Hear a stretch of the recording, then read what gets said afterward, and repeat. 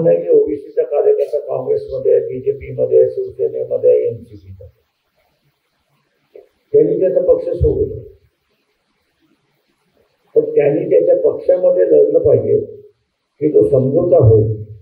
ज्या जागा त्या पक्षाला मिळतील त्याच्यापैकी 50% जागा ओबीसीला मिळाल्या पाहिजेत, उमेदवारी दिली पाहिजे. ती दिली नाही तर या निवडणुकीपुरती त्या कार्यकर्त्यांनी फारकत घेतली पाहिजे, हे लक्षात. या निवडणुकीत कारण ठरावाला विरोध करायचा, चाललेला गाडा रोखवायचा, आणि तो चाललेला गाडा रोखवायचा असेल तर आपली सुद्धा ताकद पाहिजे. आणि म्हणून आम्ही म्हणालो की किमान 100 ओबीसीचे आमदार त्या विधानसभेमध्ये गेले पाहिजे.